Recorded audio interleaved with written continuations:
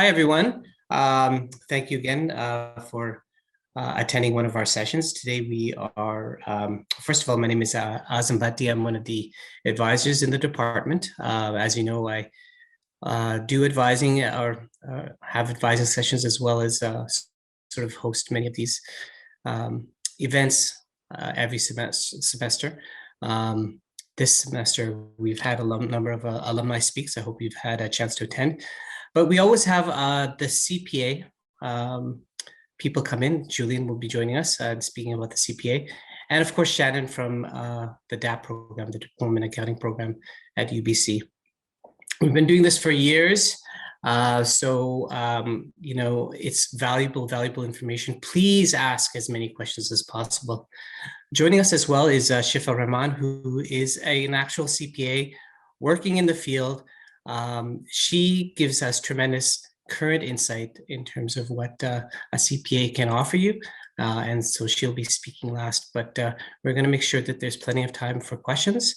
We're going to start. So I think, Julian, we're starting off with you, or is it Shannon? Do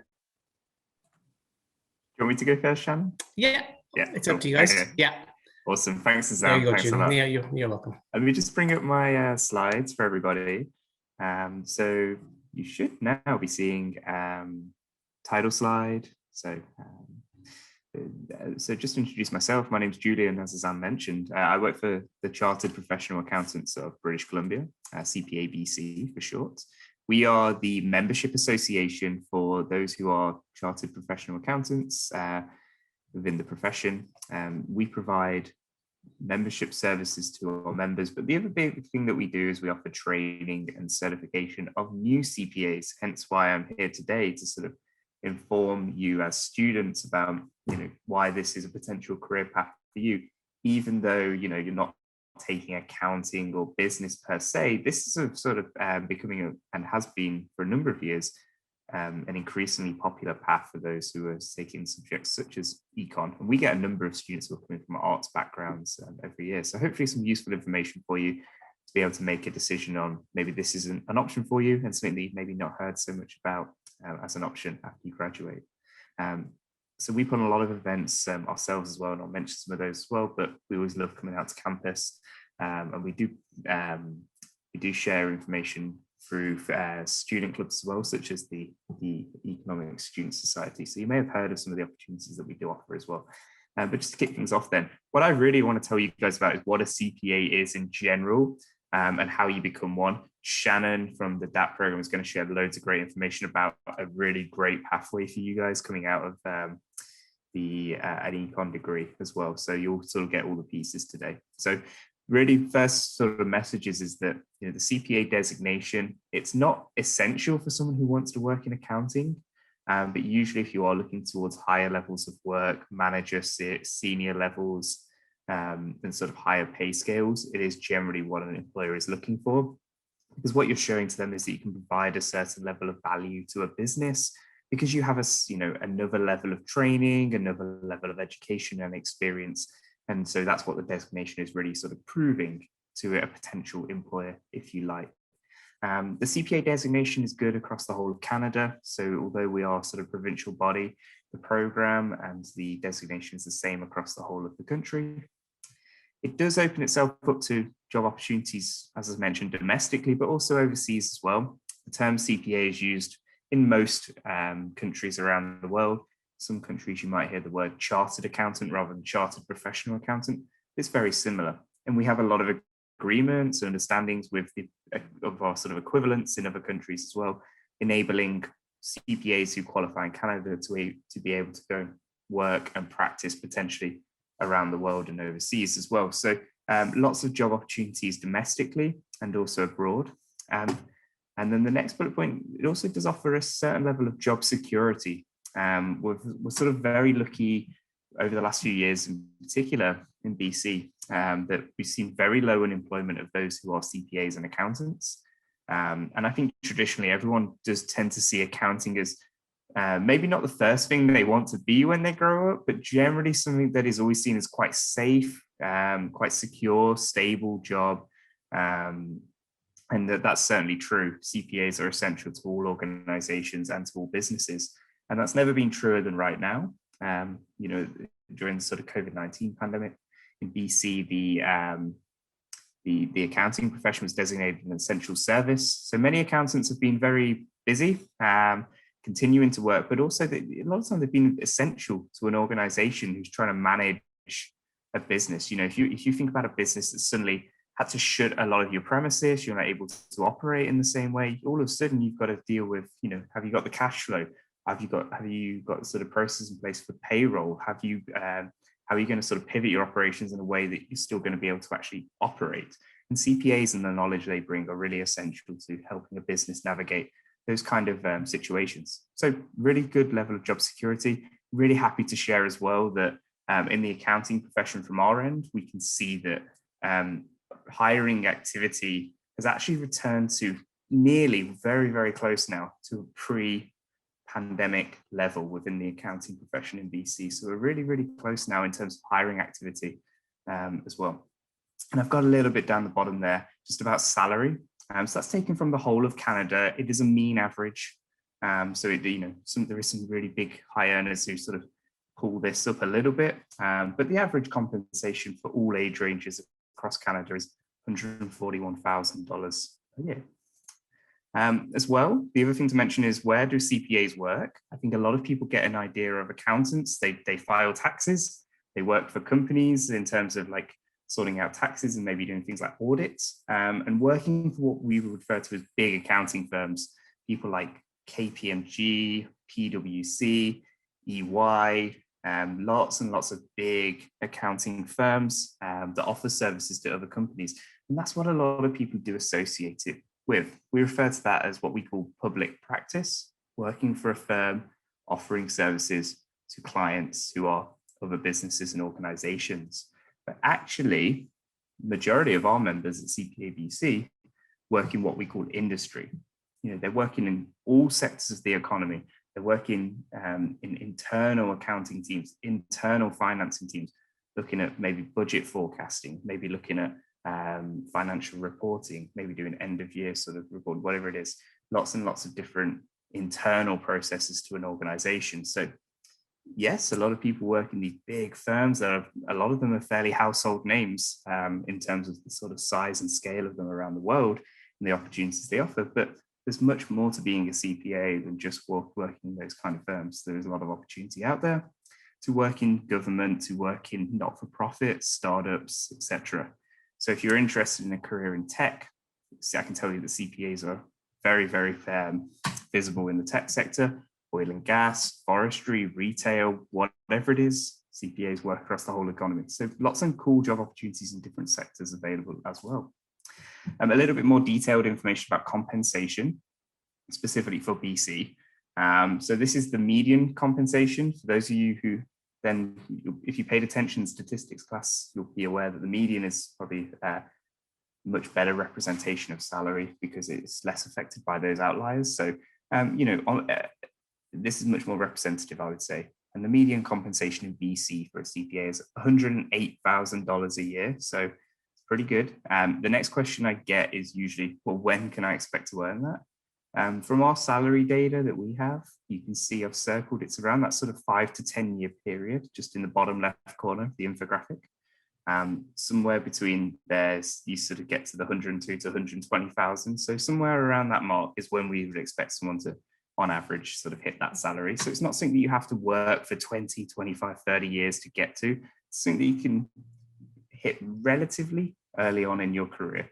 And as well, then a lot of people wonder, hey, what job titles should I be looking for, etc. Just in the bottom right, I've just got some examples of how the standard career progression tends to work for a CPA. Although I would say there is no typical career path, and that's true in a lot of professions. But these are a lot of the sort of job titles that you might associate with someone working as a CPA, just on the right-hand side here. So some good information about the job market there in terms of, what CPAs do, where they work and how much they get paid. The other thing to mention is that this is something that we see increasing across the province over the next sort of 10 years or so. This data that you're showing on the screen is taken from Work BC. They do something every year called the BC Labour Market Industry Data Forecast. It's taking a look at the sort of next 10 years. So you'll see it says 2019 to 2029. We are awaiting the 2020 to 2030 report. Should be published, I mean, anytime soon. It's usually out by now, so we are just waiting on that this year. But last year's data was very, very good optimism for the accounting profession. As you can see, when we compare with other professions such as law, software engineering, civil engineering, HR, marketing, etc., you can see that some of the biggest areas of expected growth in the province for forecast growth is financial auditors and accountants, officers and managers, and also at the entry level, things like bookkeepers, clerks, and sort of the more entry level roles as well are expected to see good growth over the next 10 years. And we're certainly seeing that with a lot of big accounting firms increasing their offices, increasing their income over the last year. We're seeing a lot of sort of different mergers and acquisitions. So it's really sort of, and as I mentioned, we're seeing hiring activity return to a pre-pandemic level now. So it's really reassuring and I think really good optimism for those entering the profession going forward in the near future. So lots of reasons why you should become a CPA, but the next part is how do you become a CPA? So we have something called the CPA Professional Education Program, or PEP for short, CPA PEP, PEP. And this is a graduate level program, so you can do after you graduate from a degree. There are 3 elements to it. Education, you can kind of, which if you want to make it easier to visualize, you can think of it as maybe like doing a master's degree. So you graduate from one degree, come on to the PEP program, and as part of that, you have to take 6 education modules. So you can think of it as sort of a higher level of learning. You have to take an exam at the end as well. So you take an exam that you have to pass to become a CPA. And at the same time, at the bottom here, you have to build up your practical work experience. So you have to gain 30 months minimum of relevant work experience.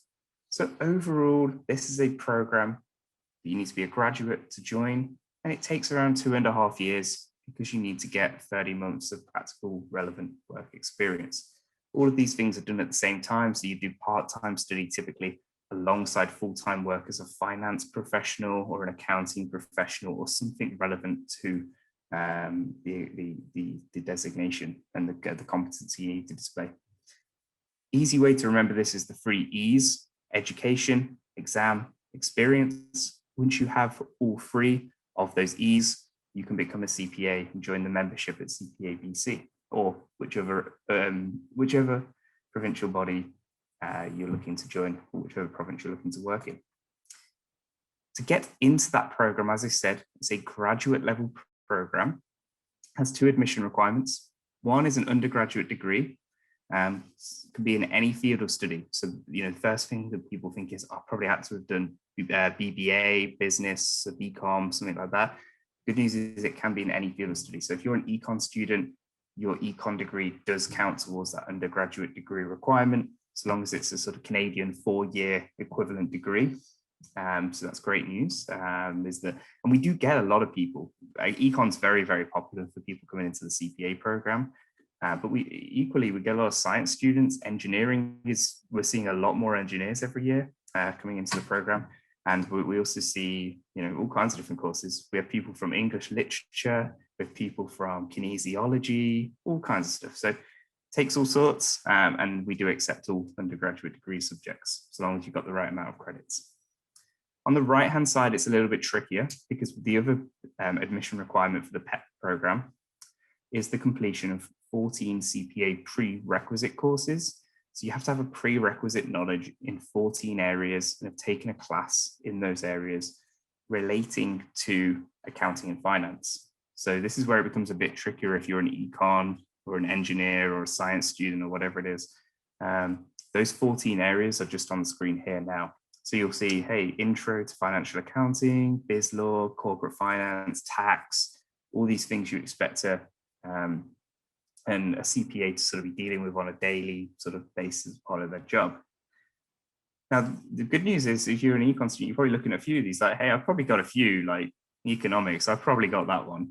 Statistics, yeah, I might have done that before. And IT as well is quite common, I think, as well. So you might think, hey, I've got a few of these, but there's no way, you know, I've got audit or something like financial accounting or financial reporting. The good news is there are lots of programs and lots of ways for you to come onto the CPA program and gain these courses. One of those, the most popular, probably the most popular option is to do the Diploma in Accounting program, which Shannon's going to speak about after me, as a nice sort of stepping stone into the CPA profession. And in terms of those 14 courses, just to show you what they look like, the Diploma in Accounting program, as I say, does offer all of those. And I've just put them in a red box here. So we have the 14 areas on the left that I showed you on the previous screen, and the courses you would need to complete at the relevant post-secondary to get into the CPA program. So the credits that transfer in. Okay. Just taking a little bit of a deeper dive then into the CPA program. So at this point, you have got the admission requirements. Maybe you've finished your econ degree, you've graduated, you've done the Diploma in Accounting program or something similar to gain the prerequisites. At this point, we're into the program. As I said, there's education, exam, and experience. I mentioned that the education is typically alongside work experience. So you're looking at 6 modules done part-time. Typically, the commitment is around 15 to 20 hours per week, nothing completely unachievable. But so part-time study alongside full-time work experience. So you may be working for someone like an accounting firm, someone like maybe MNP or BDO, someone sort of big firm, or maybe you're working at sort of a small business, you know, in their accounting team, their finance team, building up your experience in accounting. Lots and lots of jobs that can potentially qualify for that experience. But that's a typical way to do it. Let's say it takes 2.5 years, typically, to work through all of these different modules. It's a very flexible program though. So if you need to take a break, maybe it's very busy at work, or you have personal sort of, you know, personal things going on in your own life, then you can take a break in between modules, take a semester off if you need to. Once you're enrolled, you get 6 years to complete the program. So it takes around 2.5 years typically, but you get 6 to actually complete it. So if you need to go a bit slower, you can do. So a few options in terms of sort of the flexibility of the program. I'll mention as well that all of the professional education program is delivered online. So this is not a physical school that you attend. That's not just because of COVID, that's always been the case. This program is offered across the whole of Western Canada. So from Manitoba all the way to BC, it's offered in this same format. So you know, it's set up in a way where you are going to be doing some self-guided learning, but you're also going to get some support from facilitators along the way. So you're not completely on your own, just learning from a textbook. There are people who assist you with the program as you work through it. That's a really nice sort of high level overview. Just to give you an example of some of the employers you might complete your work experience with, you know, it can be an accounting firm, it can be a big employer, a small employer, it can be a government department. We have lots and lots of examples of students completing their work experience for the CPA designation.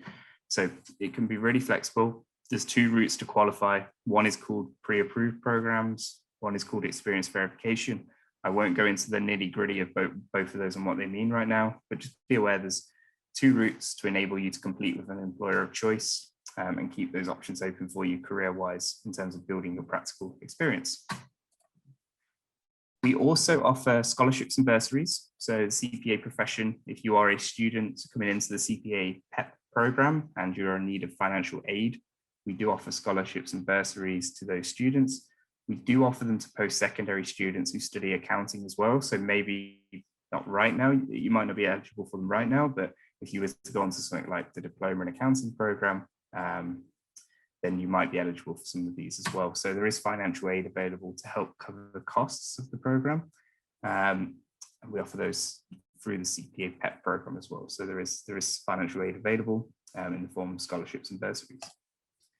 We also offer a campus ambassador program. So we have campus ambassadors for each school. SFU is no different. DAP is also a school that has campus ambassadors, who are volunteer students, who are people who are aware of all the different events, career opportunities that are coming up for your specific campus. So if an employer is coming to have an information session, they're aware of it. If there is a CPA sort of event coming up, they are aware of it. If you have questions about sort of, you know, how do you become a CPA? Maybe you forgot something that I said, there's someone who can help you specifically get in touch with the right people on campus. So do feel free to connect with them. All of their details are available on our website, an excellent resource for specific activity for SFU students. As well, I mentioned at the start, we run lots of our own events. All of our events are available on our website. We run every week virtual information sessions, which are like extended versions of the presentation I gave today. We're a little bit more in detail over the course of an hour.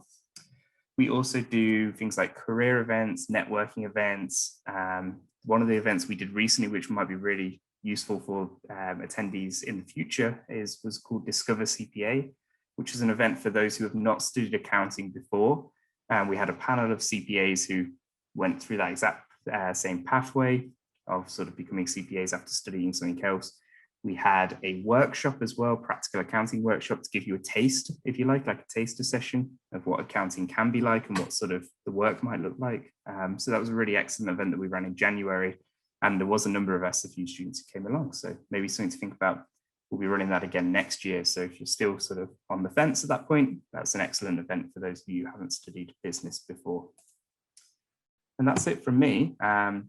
If you want to find out the latest from CPA BC, there is a QR code on the screen. You can scan it on your phone. Feel free to do that. That'll take you to our sign-up form for our mailing list. Otherwise, our websites and our social media have tons and tons of different resources available. So all of the information I've given today is available online. If you have follow-up questions, if you'd like to book a one-to-one advising appointment or anything like that, the recruitment@bccpa.ca email address is sort of me and the rest of my team's email. You can ask us questions or book an advising appointment through that. But that's it from me, really. Really nice brief overview of what the CPA profession looks like and how you can become a CPA as well. I'll hand it over to Shannon, who's got some information about the DAP program and how that sort of ladders into the CPA program as well. Sorry, I'm just trying to find my Zoom webinar controls. Bear with me, Shannon. So no worries, take your time. I still haven't figured out how to do the full screen share of PowerPoint too. So I've got a new setup this week with like a new desk and screens, and all of a sudden I can't find my webinar controls. Sorry. There we go. Stop share. No worries. Over to you, Shannon. All yours. Okay. All right. Well, I'm gonna need a second too. All right. Let's see. Oh, there we go. It worked. Okay. So everyone should be able to see the PowerPoint presentation. Thanks to Elaine for that CPA overview. I'm now going to take everyone through one of the options to fulfilling some of those CPA prerequisites that you might not have already taken through your econ. Some of you might have been a business minor, but there are still a few other courses to fill in the gaps to qualify for CPA. So I'm going to run through this session and I'll go through this at a relatively fast pace just to keep lots of time for Shifa and then of course for Q&A at the end. So if I'm speaking too quickly, you will have my contact information at the very end.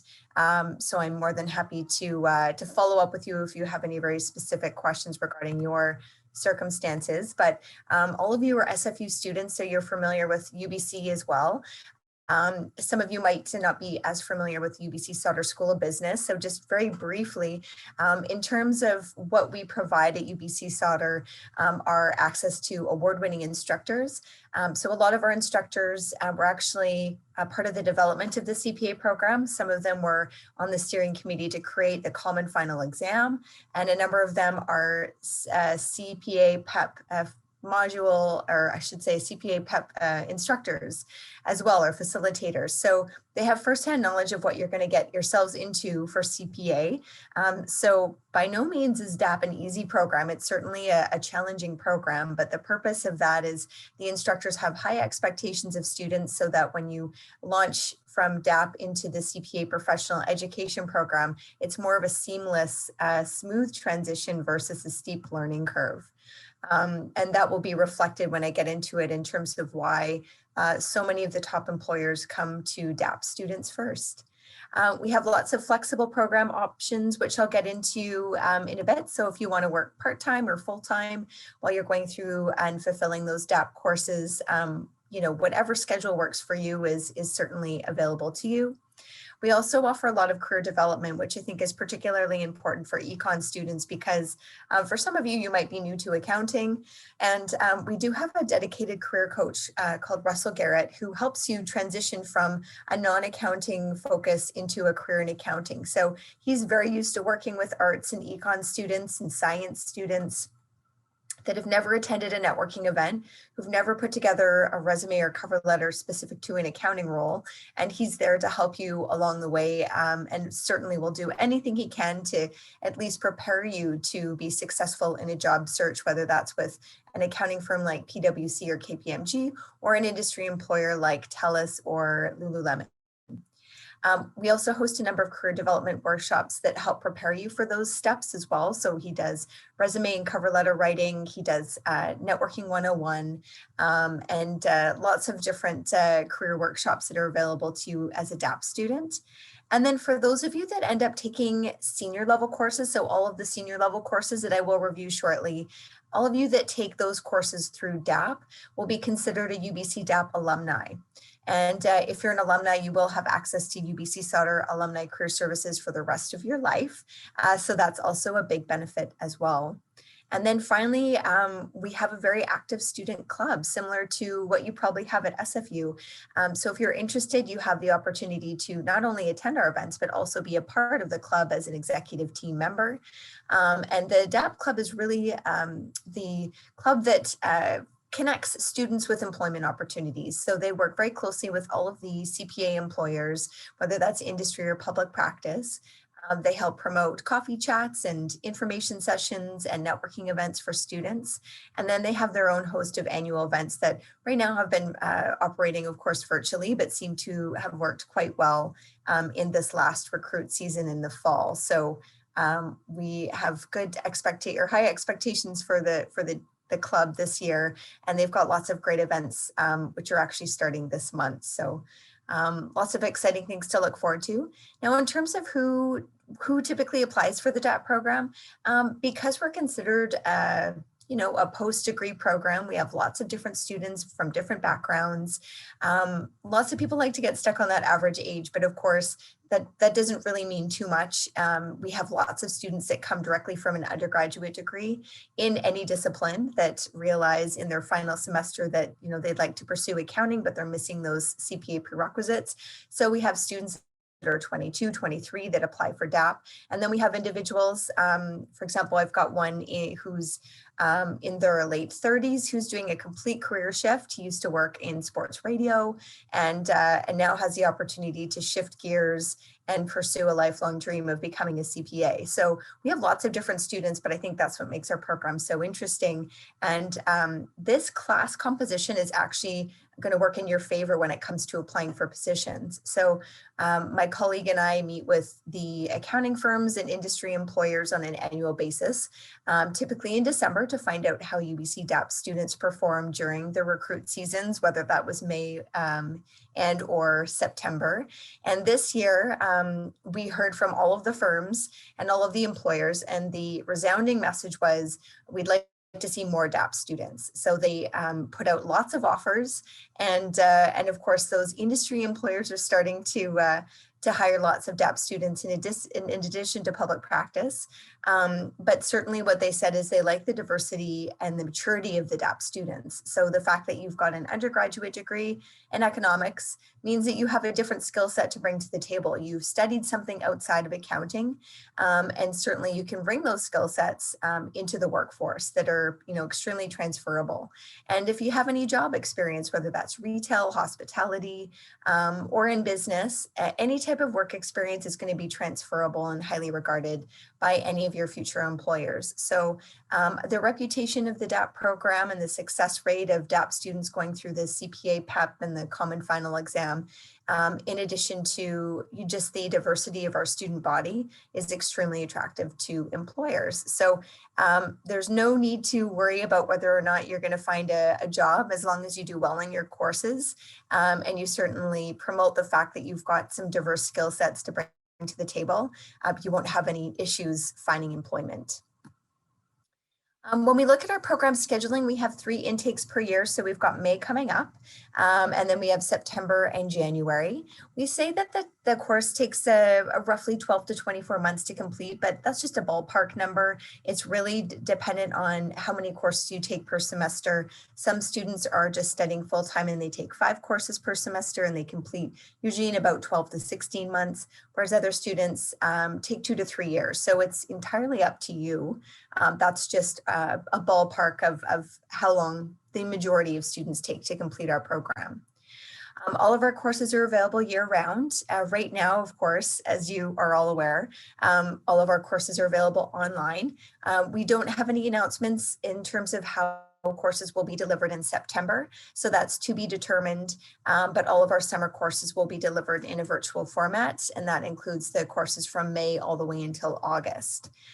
Even though we're in a virtual world, our classes are still in the evenings, and that allows you to get a job part-time or full-time, or enjoy your days off and then get ready to jump on Zoom in the evenings. So our classes are Mondays through Thursdays, 6:30 to 9:30 p.m. And then in the September and January sessions, we often will have courses on Saturdays. And we do offer all of our classes at UBC Robson Square as well. So once campus is open, you do have that flexibility. You don't have to drive all the way to Point Grey, but we do have the UBC Robson Square campus that will be available as soon as in-class sessions are have been approved. So in terms of flexible scheduling, September and January are your typical university type courses in terms of the length. So it's 4 months each, and our classes are held once per week. So for example, if you're taking, let's say finance would be Wednesday nights from 6:30 to 9:30 for the duration of those 4 months. When we get into the summer semesters, as you can see, they're very condensed. So our summer semesters are actually broken up into 2, May to June and July through August. So the majority of our courses are offered twice per week. So if you took finance in the summer, it wouldn't just be Monday night, it would be Monday and Wednesdays, 6:30 to 9:30. So the class hours don't change in terms of the number of hours of instruction, but you're just condensing a 4-month course into 2 months. So that's something to keep in mind if any of you are thinking about applying for summer. Don't jump in too quickly and too ambitiously and sign up for lots of courses, because we do recommend 1, max 2 courses during the summer sessions, because you can imagine you're writing a midterm exam after 4 weeks and a final exam after 8. And it's extremely fast paced. And in order to get those competitive jobs, you want to try and maintain an 80% average or a B+ average going through the program.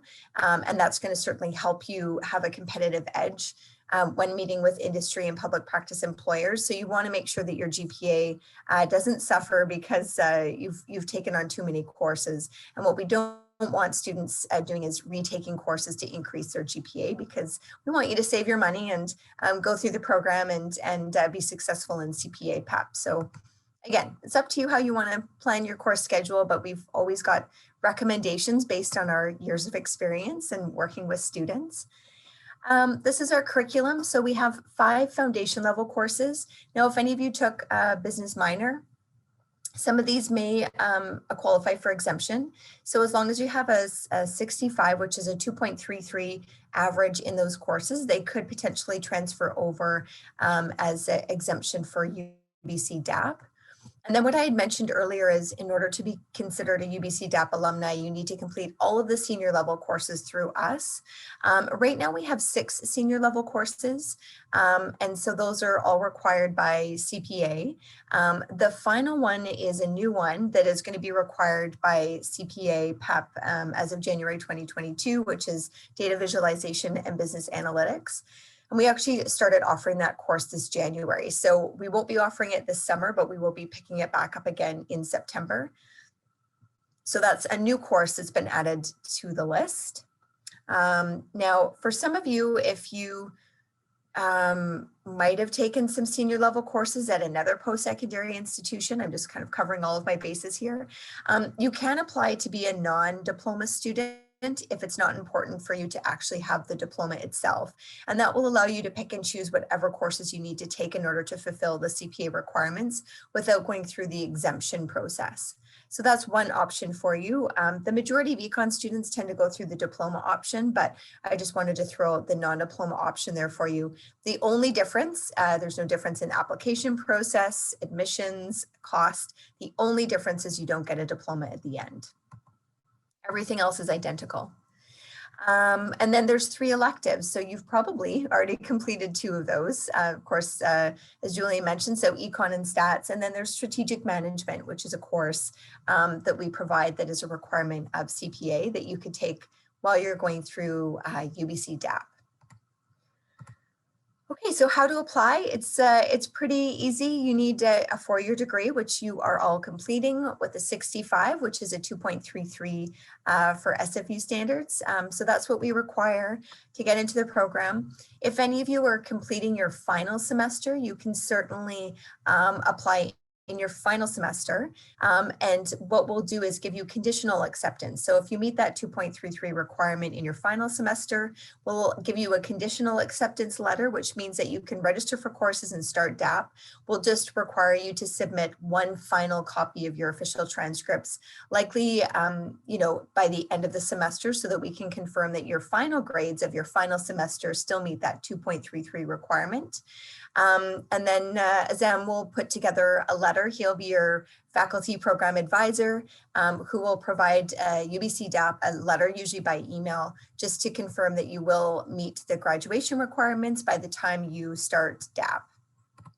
So that's something that we're all very familiar with. And then in terms of academic documents, right now we are accepting electronic documents. I'm on campus today, but we're for the most part working from home. And so those electronic official copies of your transcripts, you can request SFU to send them to dappadmissions@sauder.ubc.ca. And as long as we have those official documents and you meet our requirements, you will be accepted into the program. We've got very flexible application deadlines. Typically for domestic students, it doesn't take too long to process applications. It is within the 5 to 10 business day period. This is more or less for international students that are going and getting their international undergraduate degrees or master's degrees reviewed by UBC DAP. And sometimes that can take a bit longer. And then of course they have to go through the study permit process.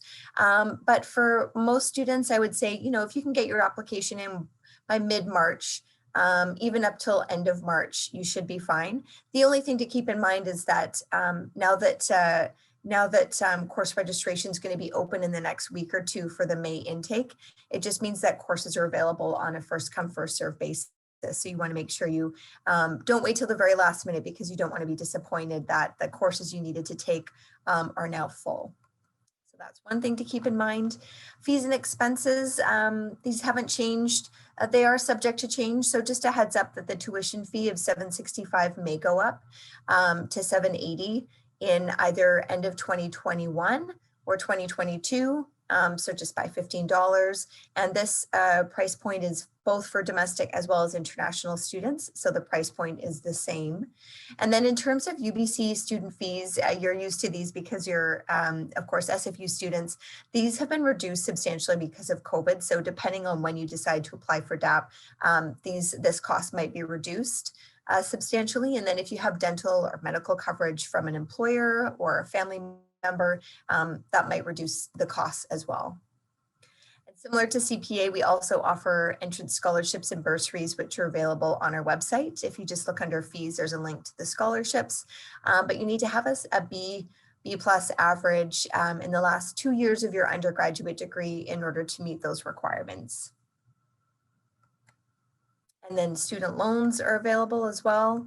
And then I'll just scroll here. This is just, I mean, it complements what Julian's already spoke to, but this is a great slide because it just showcases where some of our UBC DAP alumni are currently working. So again, not limited to public practice. That's a popular stream for students, but lots of students work in the post-secondary sector. So for education, retail, apparel, we've got electronic arts. So we've got Microsoft, Amazon, lots of different employment opportunities are certainly out there for you. And then in terms of the titles themselves, you're not limited to, you know, your traditional accounting roles, but these are some of the positions that some of our DAP alumni hold in industry and in public practice. So anything from a financial analyst to a consultant to a senior purchaser. It's very transferable in any area of business, as Julian had alluded to earlier. And then I'll just finish with Chris Wong, who's one of our alumni. He's currently working at PwC, and I know he did pass the CFE in September, so I have to check in with him to see if he actually is now able to call himself a CPA, but he did complete his BBA in finance at SFU and then got his master's in kinesiology at UBC and decided a few years later that he wanted to pursue a career in accounting and felt that UBC DAP certainly helped him prepare for CPA and also helped him get his dream job at PwC. And I'll just leave this up here for one quick second if you want to take a screenshot. I think Julie mentioned as well, we're of course happy to do follow-up. So if anyone is interested in a one-on-one Zoom call or anything like that, we do have a link on our website. If you're looking for more information, I believe it's under Contact Us on the UBC DAP website, and you can email us and request a Zoom half-hour one-on-one consult, which might help you moving forward and answer some of those questions that you might have. And, you know, of course, certainly happy to share my contact information with you as well. And that's it for DAP.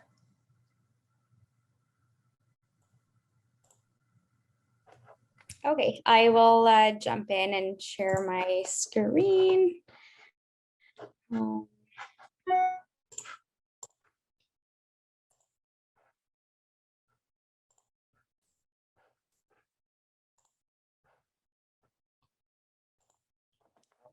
This is not working.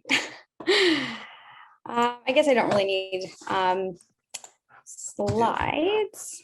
Shifa, do you want to send your slides to Carmen and she can try and do it for you? They're the same ones as last time if she has them. I don't have them on hand right now. Okay, hang on. No problem. You don't need the slides if you.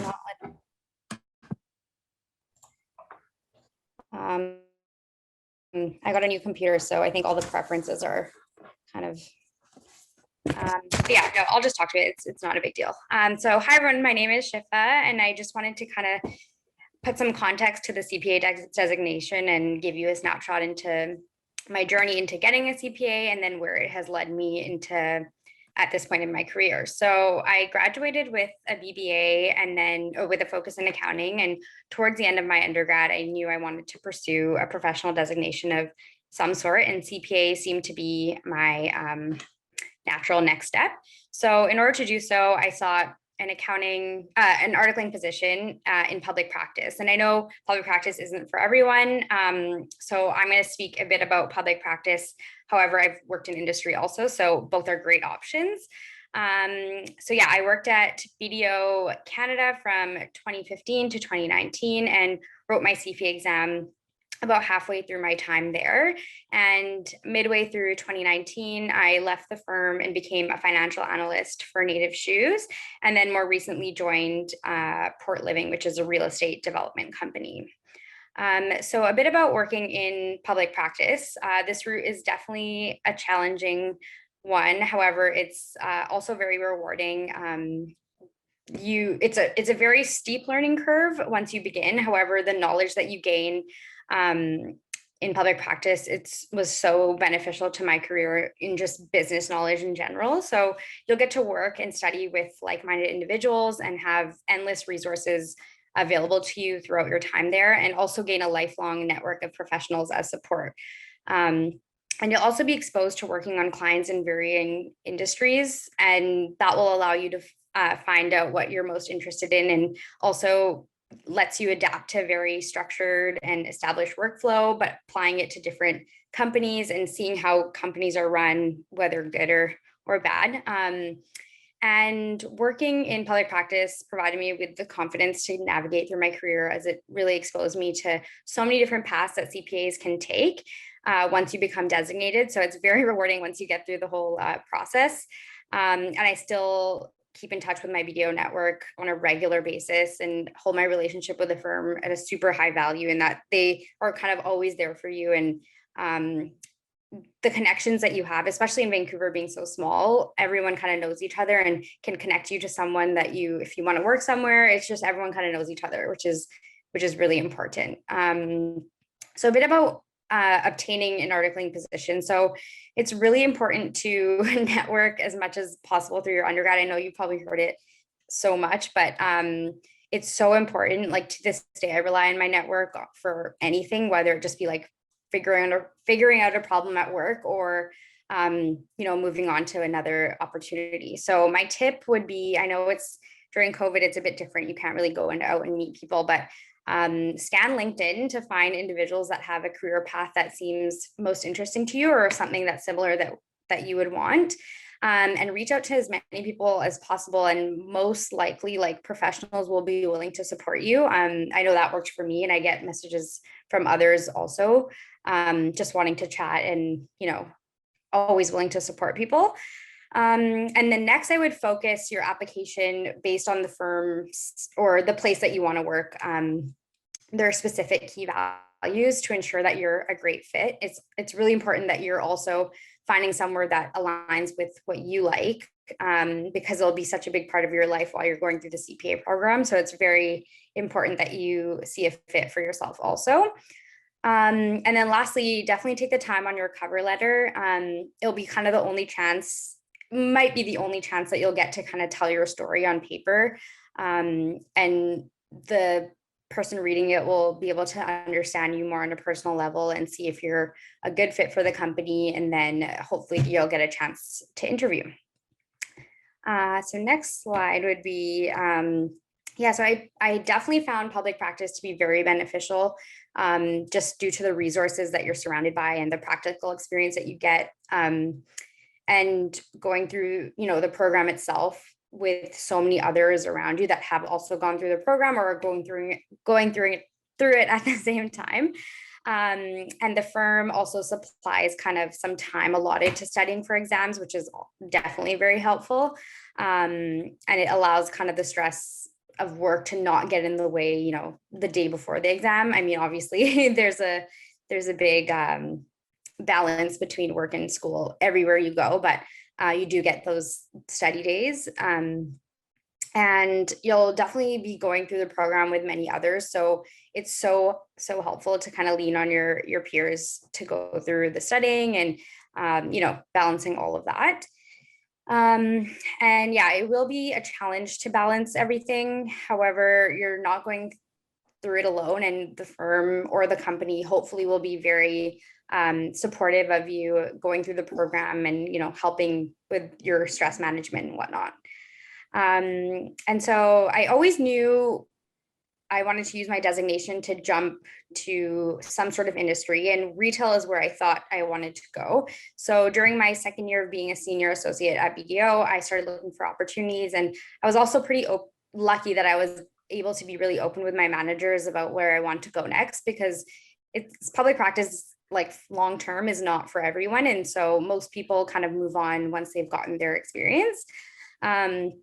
And so I ended up taking a job at Native Shoes as a financial analyst, and I just wanted to kind of try FP&A instead of the accounting cycle. So it was a great experience, and you just learn a ton in industry because you get to work with professionals from so many different backgrounds, like designers, photographers, to the president of the company. It's such a collaborative experience. So that also teaches you so much, because you get to kind of, tap into various different departments.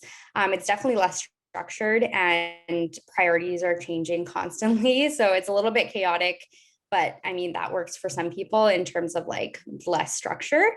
And then depending on the size of the organization, you're likely will be the only person in your role. So you get to really feel the impact of the work you're doing, the impact of it on like the business decisions that are being made. And then also in industry, you'll get to be surrounded by like an environment of something that interests you. And so that's also very fulfilling. You're not just, you get to kind of pick like, oh, I'm really into mining, I can work for a mining company or whatnot. And then yeah, so most recently I made the switch to Port Living, and it's actually a client of BDO. So it kind of comes full circle in that my network kind of had a hand in that. And now I get to work with my old colleagues at BDO and just be on the client side of audit things. So that's been a really nice change. And yeah, it just kind of like emphasizes the importance of your network, because it really can take you to places that you just wouldn't think that you would end up. And yeah, I think that kind of concludes my piece. I know I talk really fast, but I'm definitely available to answer any questions whenever. Yeah. Thanks very much, everyone. At this point, we'd love to open it up for questions, please, in the chat, and we could also unmic you if you'd like. I had a quick question, actually, just for Shannon and Julian, and maybe even Shifa. If a student is unable to do, Shannon, a program requirement in DAP, can they actually go to CPA and get it done and transfer it over? Maybe you already answered that question, but I just wanted to clarify. Yeah, for sure. So we, just because we're a university, we can't accept non-credit courses as exemptions. So we wouldn't be able to accept if someone did something through the prerequisite program through CPA. We can't accept that. We can only accept UBC accepted university transfer credits, so 3 credit courses. But certainly someone could have the option of doing that non-diploma option if they don't necessarily want to be a UBC DAP alum. So they could take a few courses through CPA and then take a few courses through DAP. So that would be an alternative. Thank you. Hi, I have a question, if that's okay. Yeah, go ahead, Isaac. Sorry if there's background noise, but I'd just like to know, what is the success rate of people who go for their CPA, and what is the success rate of people who go for their CPA after having done DAP? Not sure if Shannon has the specifics for that, but I can certainly share the pass rates for the final exam, Isaac. It's actually quite high for a professional exam. So that common final exam, which is one of the 3 E's that I mentioned. For a first-time sitter, the pass rate is every year it's around 75%. Last year it was 74, the year before it's 76. So, you know, it's around that sort of 3/4 of first-time sitters do pass the exam. You do get 3 attempts at the exam as well. So if you're not one of the majority who pass it first time, there is a second and a third attempt. The pass rates shoot up to above 80 and 90% for second and third time takers. There is options to then, if you're still unlucky at that point, you can go back and do some, potentially repeat some stuff, but it's sort of on a case-by-case basis, but extremely unlikely as well. So yeah, this is for a professional exam. It has a very high pass rate, which you kind of expect because you're getting employer support, you're learning on the job while also doing this online study over sort of quite a long period of time. So you get sort of a big, it builds up to it very nicely. I think, yeah. Shannon? Yeah, I think we're not allowed to share our specific pass rates. That might be confidential information, but I can say that it's substantially higher than the average pass rates that Julian referred to. So when we've looked at UBC Sauder students, even comparison DAP to BCom, we are one of the top performing universities in the common final exam. I'm just unable to give a specific pass rate. You know, Okay, I'd love thank to. you. Thanks, Isaac, for that question. Actually, Shifa, I'd like to ask you, how well prepared were you, or you felt you were prepared for those exams that you were writing? Definitely muted. I don't think most people ever feel that they're like completely prepared and excited to write these exams. But I definitely felt that I had enough time to study for them. And I was definitely prepared with the resources, and we always had these like workshops. So I definitely felt prepared.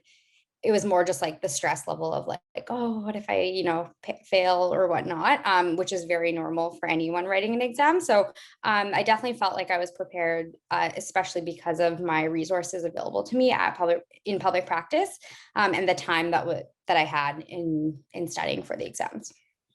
And just to follow Shifa, how much practical experience, how much did your practical experience help in actual work with your final exam, or did it have anything to do with it? Yeah, no, it definitely helped, especially in audit when you're going through a lot of different financial reporting issues, and then issues that come up on the exam, which it's heavily based on financial reporting. So I definitely feel like it was helpful, the practical experience through the assurance route. And I know you can go different routes in terms of tax and finance, and you would have a different exam for those. So practical experience is definitely very important for it. We have a question from Christopher. Can you talk more about the class sizes in the DAP program, intake per semester as well, and what employment internship recruiting, what is, I think he's trying to say, what is Sure. employment and internship recruiting like for DAP students, specifically during the program, i.e. relatively easy, do students struggle, etc.? Got it. Okay, great questions. So the first question was class size. It really depends. First of all, it depends on the campus. Let's pretend that we're back in class. UBC Robson Square is a much smaller campus, so typically those classes are limited to 40 students, which is why we say, back once we're in class, we typically encourage people to register for DAP sooner rather than later, because those classes understandably fill up quite quickly. Whereas when we look at the Point Grey campus, typically it can be anywhere from 60 to 90 students per class, just because we have access to larger lecture halls. And online, it's almost the same. We've seen an increase, an uptick, as I was mentioning before the call, in applications. So we do have some classes that are slightly larger, but we do have TAs that have been brought in to support those larger online classes. But you're typically looking at anywhere from, I would say, 60 to 100 is sort of the average. In terms of internship opportunities, DAP students do really well, but I don't like putting all DAP students into the same category, because it really depends on a student's ability to make those connections that Shifa was talking about. So being really proactive in terms of attending those DAP student club events, attending coffee chats with those potential employers, and really making an effort to be seen and be heard, and to meet and connect with those employers that you really want to work with. Students that don't do anything in the first couple of semesters and just kind of hang back, and then, when they get ready to finish their DAP studies, are going to have a more difficult time finding employment, just because they're competing with students that have built relationships with employers over the last 1 to 2 years. So we recommend students get involved as of day one, even if they've never taken an accounting class before, but just speaking with those recruiters and building those relationships is going to be really important, as Shifa alluded to. And then GPA, again, it's not the be all end all. These employers are really great at looking at the big picture, but certainly if you want to have a good chance of getting a competitive position, we typically suggest aiming for 80. If you get below that, it doesn't mean you're not going to have a good chance. It just means that 80 puts you in a good position, a competitive position to gaining employment. But those recruiters are looking for both students that are connected and engaged and they have relationships with, and students that have a strong academic performance. So it's really twofold. And then any previous experience, not even accounting related, if it's in a lab, if it's working in retail, it doesn't really matter, but any type of work experience will help, but again, it's not required. So hopefully that helps answer the question. Thanks. I'd just like to know, the people who go directly into their CPA, what are their backgrounds and what is their success rate? Like if you skip the DAP, are you able to even enter your CPA and have good success if you come from a degree other than business? Yeah, so maybe I'll jump in there. So apologies, I was trying to fit quite a lot of information to the slide, so apologies if some of it got a little bit lost there. But for the CPA program, Isaac, there is 2 admission requirements. One is that you have a bachelor's degree, so the econ degree that you're doing is absolutely fine for that. The other requirement is that you have these 14 prerequisites. They are a requirement, so you do need to have them. So hence why me and Shannon sort of tag team the presentation today, because DAP offer that sort of stepping stone into the CPA program. So you can't go straight from an econ program into the CPA program, but someone who graduated from a BBA or a BCom would likely pick up the 14 courses as part of their studies, so would be able to sort of jump straight in. But it's just sort of an extra step to do. And we have a very high number of students who, as I say, come from different educational backgrounds, and we do quite a lot of different events throughout the year to support those students when they're looking at their option of becoming a CPA. I don't have any specific numbers, I'm afraid, for sort of looking at the different educational backgrounds, but rest assured, the whole idea is that if you have these prerequisites, then you have enough knowledge to start the program and be successful on the program. So whether you did it as part of a bachelor's in commerce or a bachelor's in business administration, or whether you took another step and did a diploma in accounting, either way, you've got the same level of education to start the program and be successful on the program. Yeah, so it's definitely an option for sure, for a great option for econ students. Hopefully that makes a little bit more sense. Yeah, that makes a lot of sense. Thank you. Shannon, I have a question for you as well, if that's okay. Go for it. So you mentioned that you need an 80% average in the DAP program to be competitive for top employers. I'd just like to know how those, how I guess people's grades are allocated. Is it like a curve? You know, what is the percentage of people that get over 80%? I guess my question.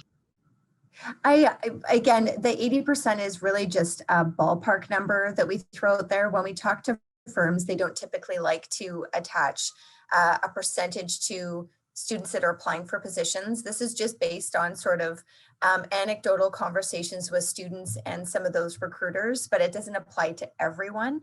And in terms of how they look at the GPA, it depends based on each employer. So I don't want to speak on behalf of all employers because they have different processes in terms of how they look at GPA, but I know for DAP students, they'll typically just look at their first few semesters of DAP courses. So they'll request your undergrad transcripts from SFU, but they'll place a little bit more weight on, of course, those accounting courses because they're more related to the type of roles that you're going to be applying for.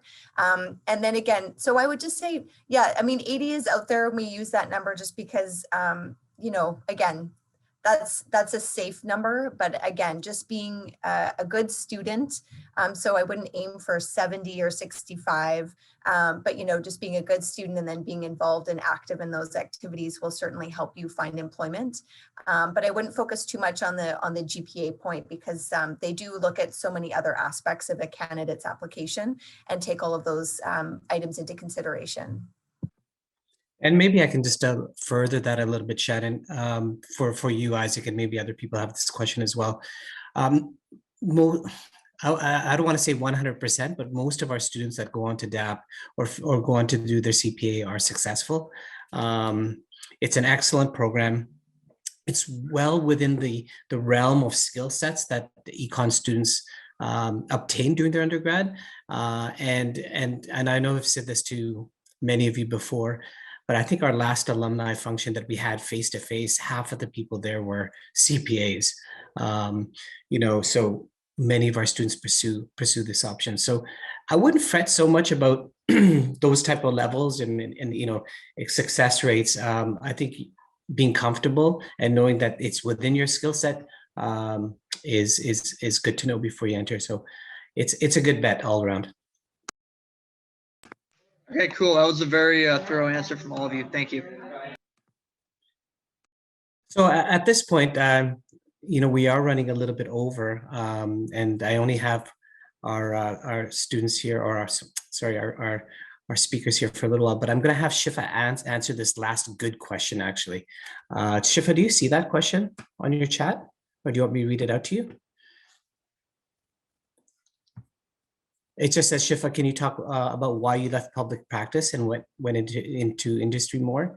And what kind of career progression do you see for yourself in the next 5 to 10 years? I think that's a great question. And is DAP recruiting services, clubs, events never make sense?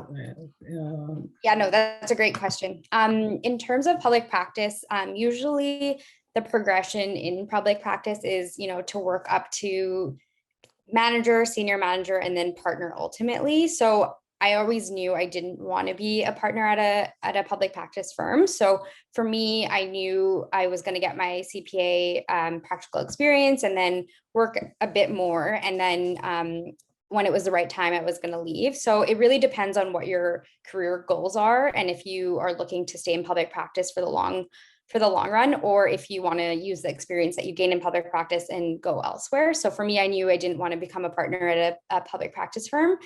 And so the career progression out of public practice is usually you would leave, if you leave as a senior accountant or a senior associate in public practice, you would jump into either a senior accountant, assistant controller type of position in industry, and then work your way up. So that would be, yeah, senior accountant, and then maybe controller. And then perhaps later down the line, you could be, you know, a VP or director of finance. And so it's quite, yeah, as Julian just said, it's quite common to move from public practice to industry once you've gotten your experience. In hindsight, it might be a good idea to stay in public practice and make the manager title, work a bit as a manager, and then you could jump out of public practice and into more of a senior role in industry. So it really depends on where you see your career going. So yeah, 5 to 10 years is more so working through the different positions if you choose to stay in a typical accounting finance type of role, but you can also move into I guess FP&A, or there's so many different things in industry that you can apply your CPA or public practice skills to. So you don't have to stick to the regular accounting cycle route. You can totally go elsewhere. So I hope that answers your question. But just to follow up on Christopher's question, we have had students, believe it or not, secure their internships or their jobs after their DAP program or their CPA before they even start the program, just to let you know. So Shifa is correct. You have to network. And so those accounting network events that are available at SFU, they're online now, but usually held by BD, are accessible to you as well. So we have had students who have secured positions well before they've even started the DAP program. So that's just a follow-up for your question, Christopher. On that note, I want to thank everyone for speaking. It was terrific as usual. And I encourage all of you to attend this session, which you did, and attend the other ones that we have coming up as well. So on that note, thank you very much, everyone. Thanks for attending, and we will talk to you soon.